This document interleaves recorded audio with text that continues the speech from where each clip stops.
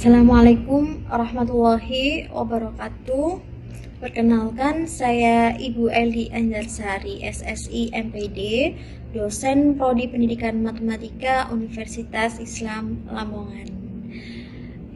Untuk tugas hari ini yaitu membuat real teaching selama 100 menit dan 15 menit, yaitu tugas untuk diklat applied approach yang dilaksanakan oleh Universitas Pasundan. Saya mulai aja ya. Assalamualaikum warahmatullahi wabarakatuh. Waalaikumsalam warahmatullahi wabarakatuh. Oke, hari ini kenapa kok saya adakan perkuliahan perdana? Karena minggu depan insya Allah saya tidak bisa memasuki perkuliahan di kelas sampean ya, karena ada kegiatan di luar kota. Baik, sudah baca jadwal yang sudah saya share kemarin? Sudah, Bu. Jam berapa? Jam kedua? Jam ke-4 sampai 6. Jam ke-4 sampai 6. Oke, sebelum kita memasuki materi, kalian harus tahu RPS tentang mata kuliah metode statistika ini. Izin saya share screen. Mata kuliah metode statistika, di sini ada beberapa CPL dan tujuan dari perkuliahan metode statistika untuk capaian pembelajaran mata kuliah langsung. Ya, ini ada 4, yaitu mampu menggunakan dan mengeksplorasi konsep teori statistik yang meliputi statistik deskriptif, statistik parametrik, ada non-parametrik, wawasan dan keterampilan tentang aplikasi konsep dengan penuh tanggung jawab atas pekerjaannya secara mandiri. Itu yang diharapkan. Yang nomor 1. Yang kedua, mahasiswa mampu memecahkan masalah konsep teori-teori statistik yang meliputi statistik deskriptif, statistik parametrik, non-parametrik, wawasan dan keterampilan tentang aplikasi konsep secara sistematis dan terukur. Tadi yang pertama secara tanggung jawab dan mandiri, yang kedua yaitu secara sistematis dan terukur. Gitu ya. Kemudian yang ketiga, mampu, nah ini minggu ke, berarti pertemuan pertama. Kemampuan akhir pada pembelajaran pertemuan kali ini yaitu mahasiswa mampu memahami konsep-konsep dasar penelitian dan statistik. Indikator yang harus dicapai yaitu ketepatan menjelaskan konsep-konsep dasar penelitian dan statistik. Oke, nanti saya adakan presentasi juga dan ada diskusi kelompok. Nah, untuk pustakanya kalian bisa memakai buku Books GEP ini, Statistics for Experiment dari John Wiley and Stone. Kemudian yang dari Indonesia kalian bisa memakai bukunya Prof. Dr. Sugiono, judulnya Statistik untuk Penelitian. Ya. Ada yang ditanyakan? Kalau nggak ada kita lanjut.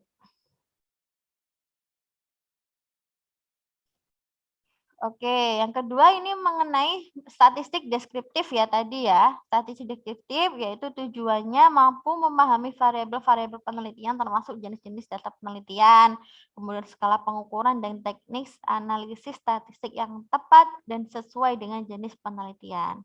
Nah, ini nanti RPS-nya saya share, samain baca-baca dulu ya. Oke, yang pertama tadi apa? Yang pertama kita akan membahas mengenai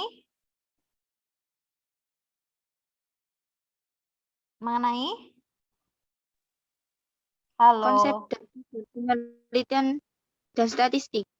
Oke, mengenai ini materi pembelajarannya yaitu ruang lingkup.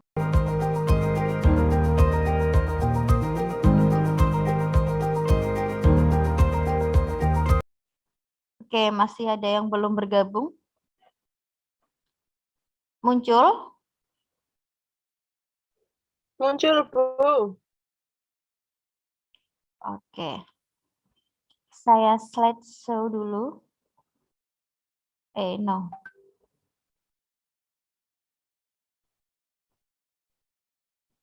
Oke, betul ya. Penelitian dan statistika. Ya, pertemuan hari ini. Oke.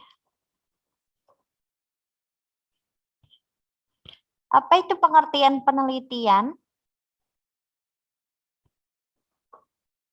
Penelitian itu adalah cara ilmiah untuk mendapatkan data dengan tujuan dan kegunaan tertentu. Ya, itu namanya penelitian. Terus kalau skripsi dinamakan penelitian tidak?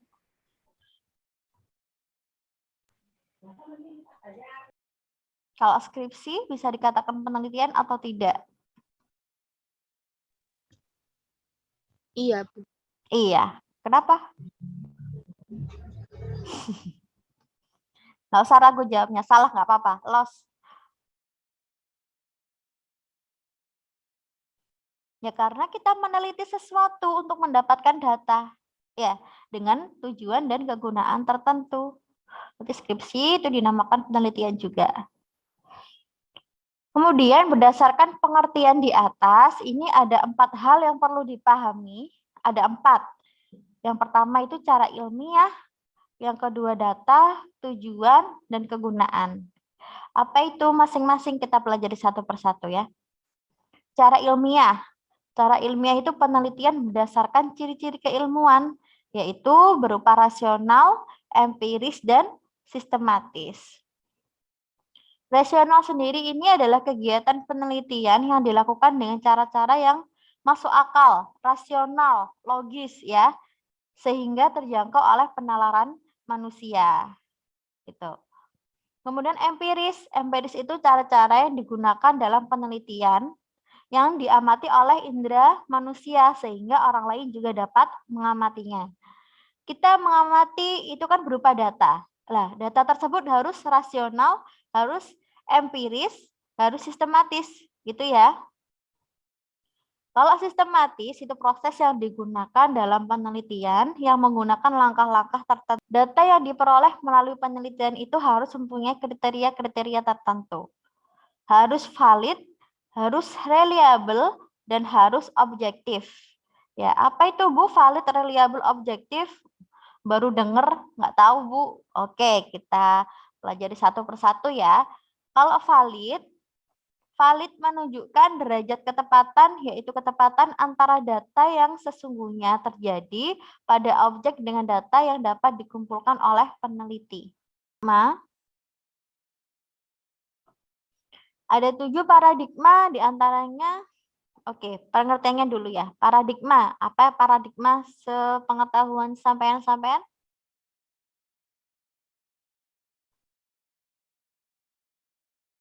Pendapat.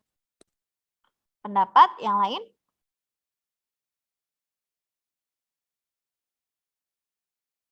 Yang lain?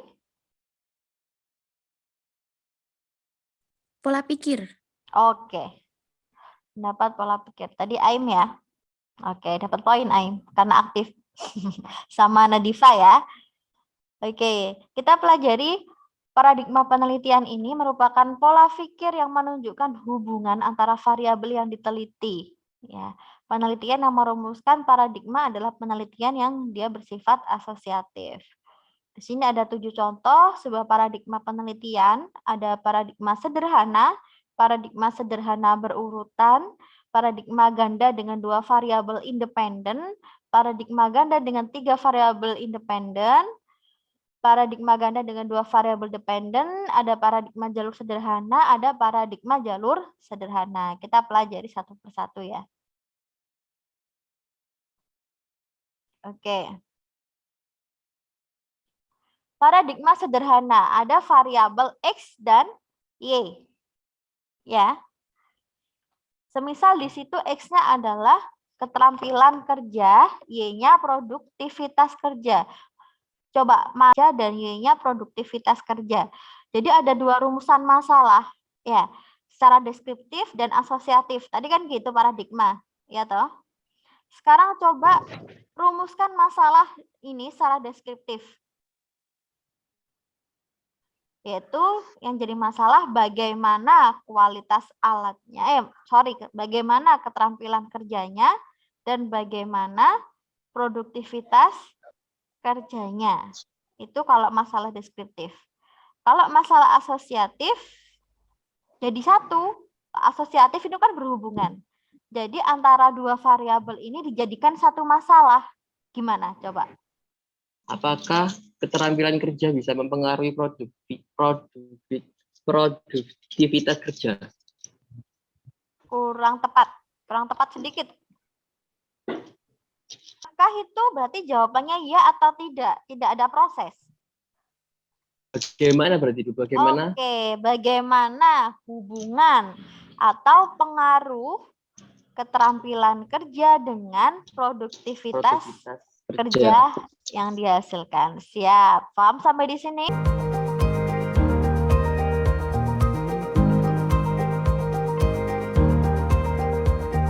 Oke, langsung aja. Tadi yang di KD kan sudah.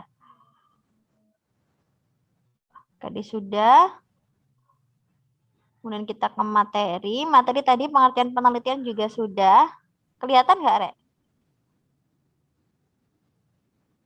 Kelihatan? Kelihatan. Oke. Kelihatan tuh. Variabel penelitian juga sudah. Macam-macam variabel. Oke, paradigma tadi ada 7 ya. Tadi yang ada tugas dari paradigma yang sederhana berurutan sampai paradigma jalur. Oke, kita klik di sini. Coba dengarkan ini. Halo. Grammarly does more than catch errors.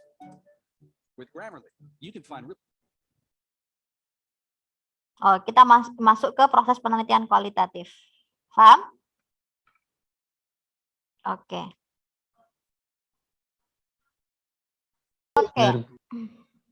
Coba pilih yang mana?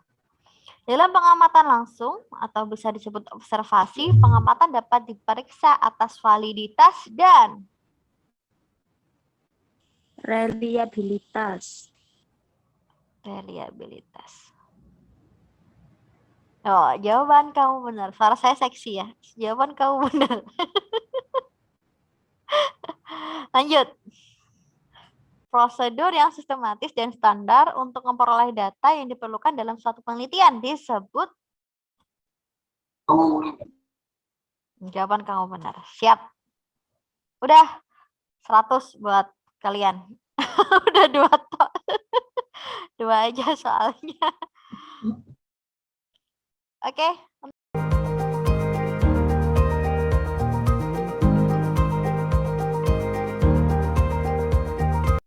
Oh, ini untuk lembar kerja mahasiswa LKM ya. Oh, ini nanti ya tadi yang ada di RPS sudah saya sebutkan. Ini petunjuk pengerjakannya. Ini pertanyaan essay-nya ya. Ya, ini nanti dikerjakan ketika saya tidak ada ya. Di minggu depan. Oke, baik, itu untuk LKM. Jadi nanti saya share RPS, link, kemudian sama PDF yang ini, ya.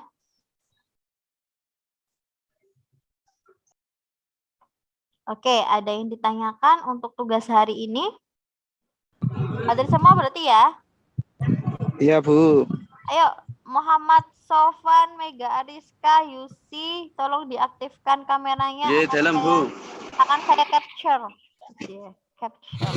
Terima kasih atas kehadiran kalian semuanya. Jangan lupa nanti PDF atau sharean yang saya kasih dipelajari lagi ya.